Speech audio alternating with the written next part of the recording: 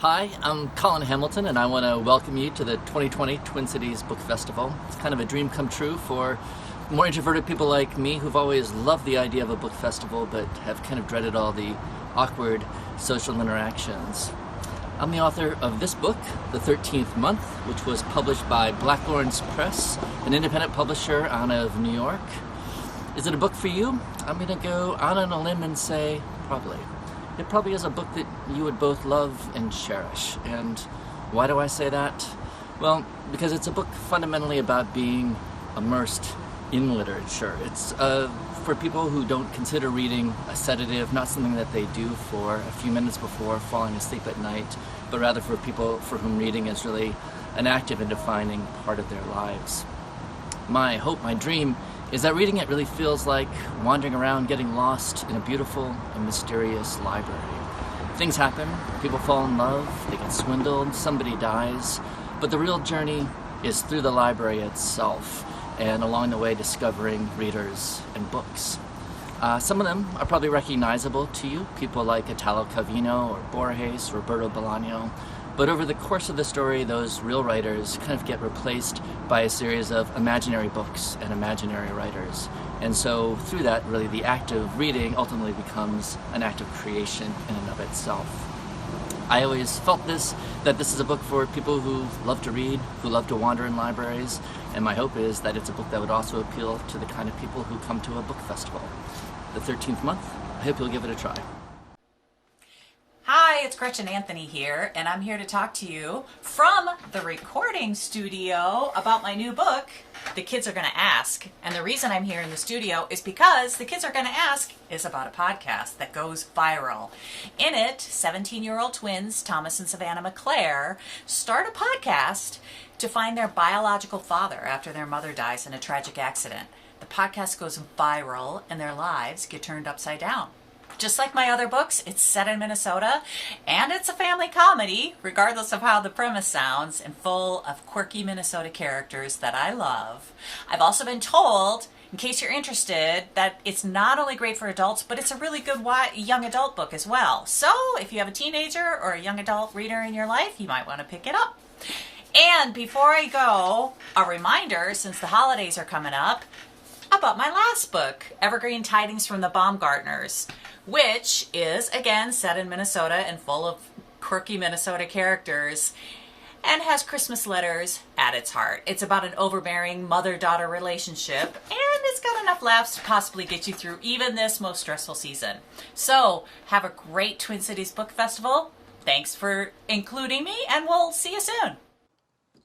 Hello, I'm Lynn Enger, and my new novel, American Gospel, is coming out this month from the University of Minnesota Press. I came of age in the 1970s when predictions of apocalypse, political, environmental, and especially religious, were a soundtrack for our lives. So-called prophets warning that Armageddon was just around the corner. It wasn't. We survived the 1970s and the 80s and the 90s. Every televangelist worth their salt, peddling, along with a certain brand of politics, the same terrible forecast. Some being so good as to offer a specific date for the world's end. Remember Y2K? People stockpiling for the Great Tribulation, planes falling out of the skies.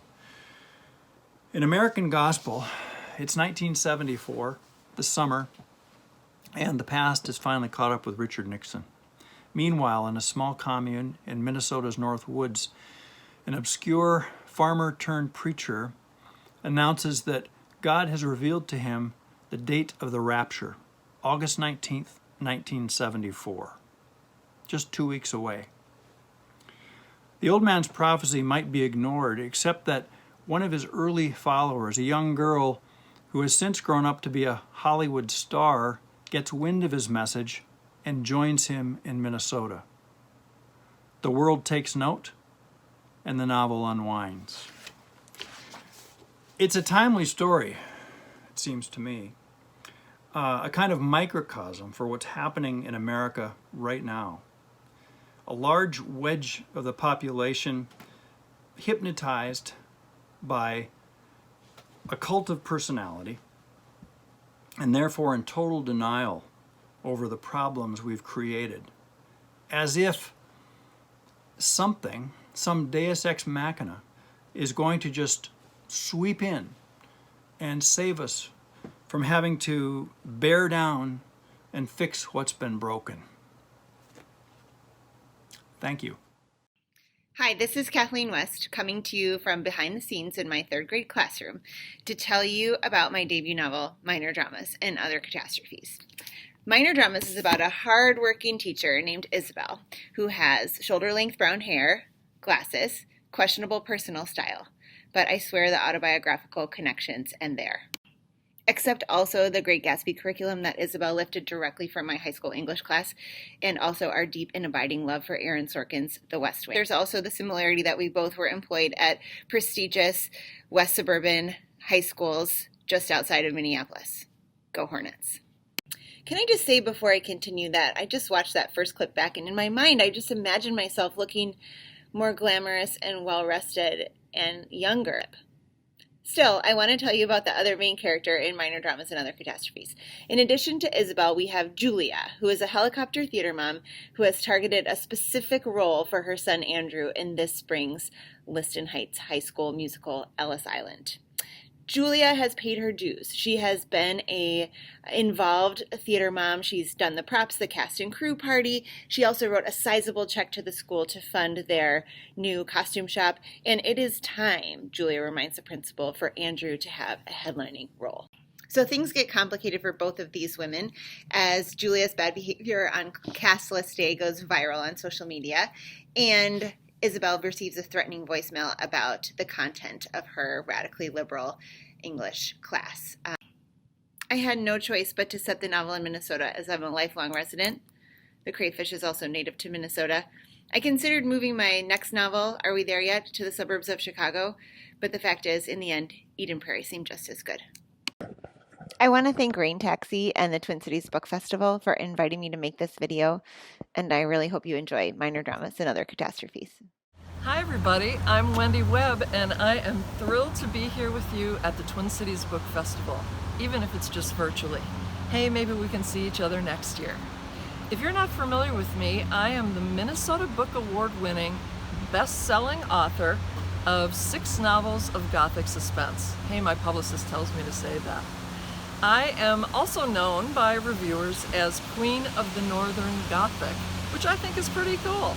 Hey, queen of anything, right? They call me that because I write in the Southern Gothic tradition, but I set my books up here on the Great Lakes. Why? Laziness. I just want to write about what I know and the places that I love. So I'm here to promote my new book, The Haunting of Bryn Wilder, which comes out November 1. It's set in my version of Bayfield, Wisconsin, which I call Wharton. It's the 3rd book I've set there. Now, you may ask yourself, why am I setting all these books in this little town? And it just got this great cast of characters, and I'm really having fun writing books set there. At the same time, I don't want to murder she wrote myself in terms of how many weird things can happen in one little town. This book is set there in a place that, if you know Bayfield, you'll all know. My version of Grunke's restaurant and boarding house. You may not know that there are 3 or 4 rooms that they rent out up there. And I got the idea because I was having lunch there and a server told me the place was really haunted. So I'm coming to you from Minnehaha Creek in South Minneapolis, where I live. Now, some politicians have been saying on the national news that South Minneapolis is just a burned out ruin. I don't know. I think it's pretty nice. Good morning, my name is Tom Maltman. I am the author of The Land, which is my 3rd novel, and it's coming out on October the 13th. I'm coming to you live from the woods of Elm Creek Preserve.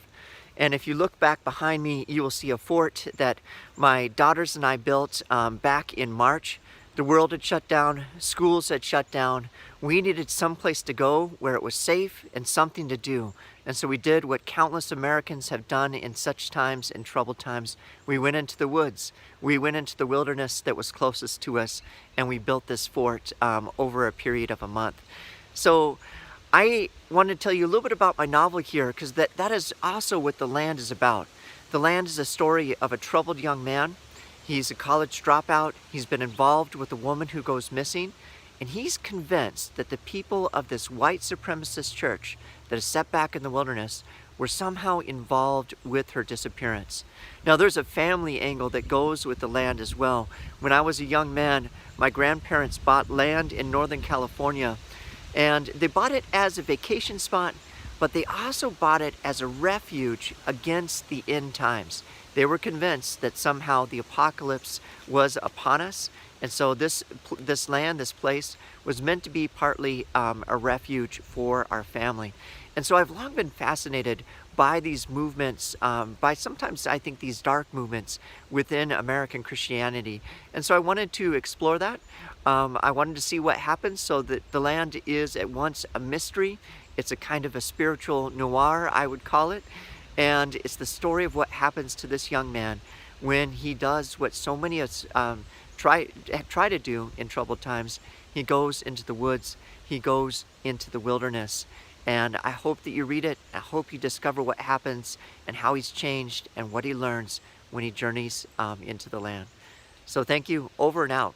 Hey there, Twin Cities Book Festival. That other guy right there is David Bruns. And that's J.R. Olson.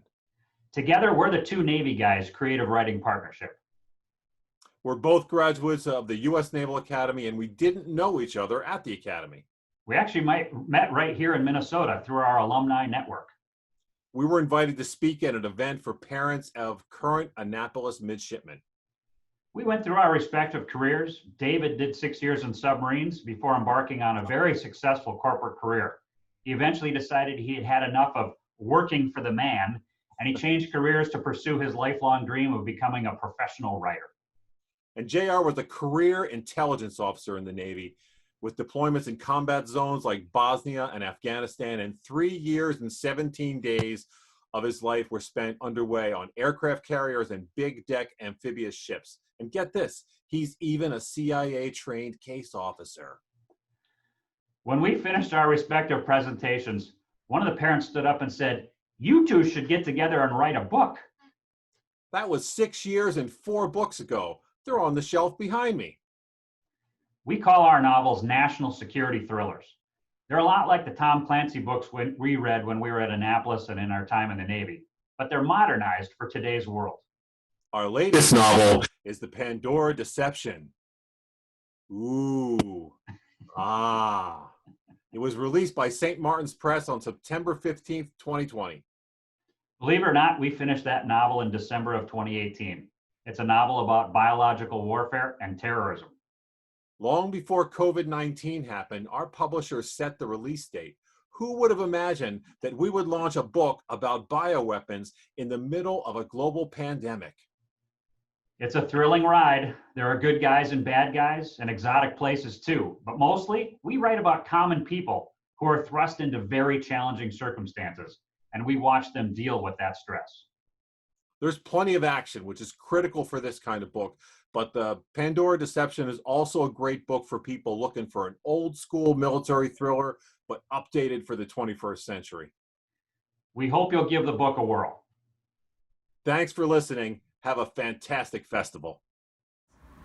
Hello everyone, my name is Janet Graeber, author of The Sting of Love, an historical novel told in alternating voices of a British war-weary soldier who survived World War II and his daughter Georgina 50 years later. It is, in essence, the passion of a man forced to choose between what he wants and what he knows is right.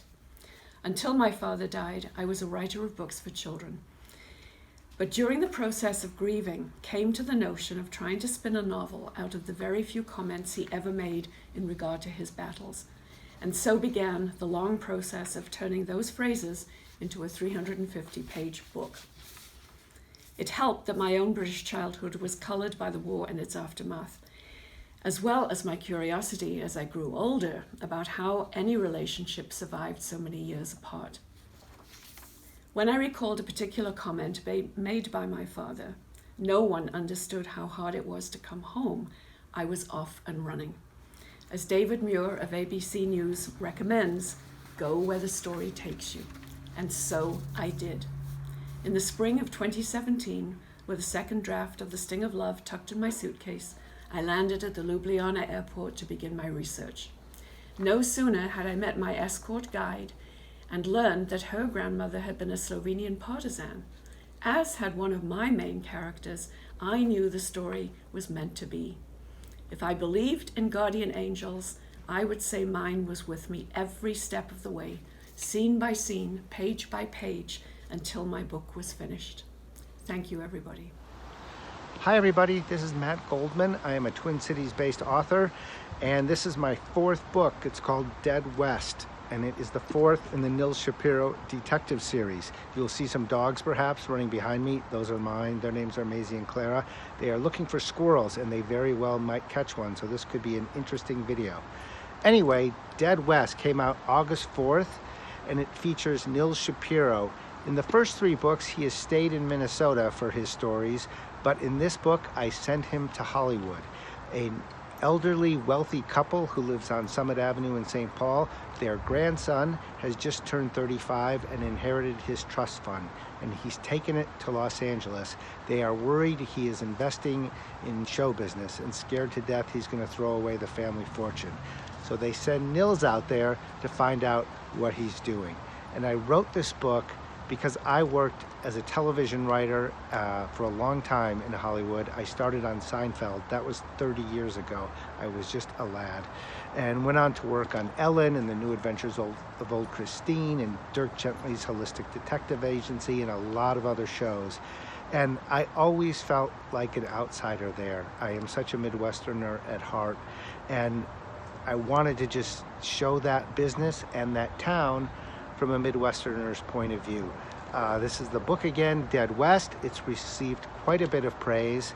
A starred review in Booklist, a starred review in Publishers Weekly, and an excellent review in the book review section of the Sunday New York Times on September 20th. So please check it out, and I hope you enjoy Nils, and thanks for listening.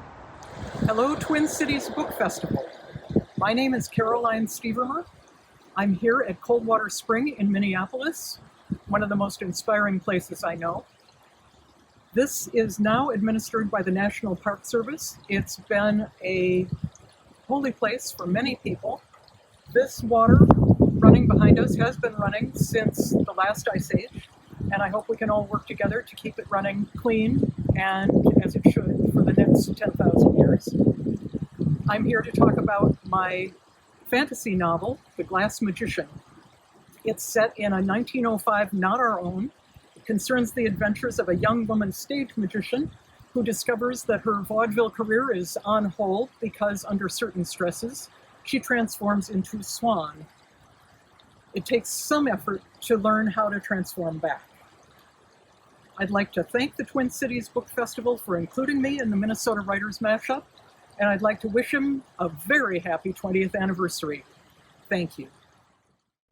Hi, my name's Anya, Johanna, DeNiro, and I wanted to talk a little bit about my book, City of a Thousand Feelings by Aqueduct Press.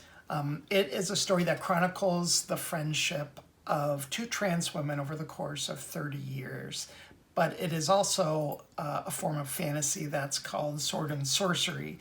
So it has a lot of the trappings of fantasy that include undead gods, wizard towers, huge battles, things like that.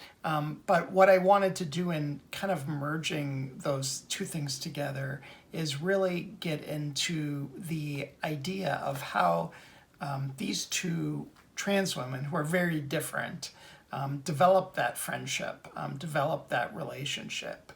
They work through really high stakes as they move through a really inhospitable world, and then they come out on the other side, even if there's great cost.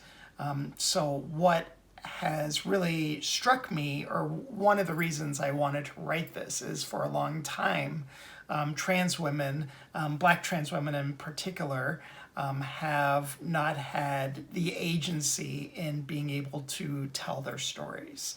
And in my own little way, I wanted to take a genre which I love, which is fantasy, and to really bring it into these characters and let them grow and breathe. as they find themselves. So thank you. And again, the name of the book is City of a Thousand Feelings. It's by Aqueduct Press. And my name's Anya, Johanna, DeNiro. All right, bye-bye. Hey, Twin Cities, what is up? This is Kawal Strong Washburn. I'm the author of Sharks in the Time of Saviors. It's a book that came out back in March. I'm originally from Hawaii, via Portland, Oregon, via New York City, via Washington, D.C., via Guatemala, Namibia, and Nicaragua, and all points in between. So this is a book that took me about 10 years to write, and some of the writing happened on this desk right behind me, although I think that the desk was in California at the time. Got some cool pictures back here from the Sea and Black project, along with a new houseplant named Peacock. So I'll just let you know just a little bit about the book. I'll read from the jacket copy so that you've got that going for you. In 1995, off the coast of Kailua Kona, Hawaii, 7-year-old Nainoa Flores falls overboard into the Pacific Ocean. When a shiver of sharks appears in the water, everyone fears the worst. But Nainoa is gingerly delivered to his mother in the jaws of a shark, making his story the stuff of legends. This debut, Sharks in the Time of Saviors, follows Noah's family as they struggle amid the collapsing sugarcane industry. They hail his rescue as a sign of favor of ancient Hawaiian gods, a belief reinforced by Noah's puzzling new abilities. But as time passes, this supposed divine favor drives the family apart. Noah, now working as a paramedic in gritty Oregon neighborhoods, attempts to fathom his expanding abilities. Farther north, in Washington, his older brother Dean hurtles into the world of elite college athletics, becoming obsessed with wealth and fame. And in California, his risk-addicted younger sister Cowie navigates unforgiving academic and wilderness landscapes to forge her independence from the family's legacy. When supernatural events revisit the Flores household in Hawaii, this time with tragic consequences, everyone must reckon with the bonds of family, the meaning of heritage, and the cost of survival. I hope you enjoy reading it, and thanks for taking the time to learn about it with me. Ani niji bamarzig tishe nidishnakaz uncle nidishnakaz jaganashimon indun jaba nagajwaran ungum nagajwan ninda uncle nindu dem nimano yage nimoen mama yayan ungum.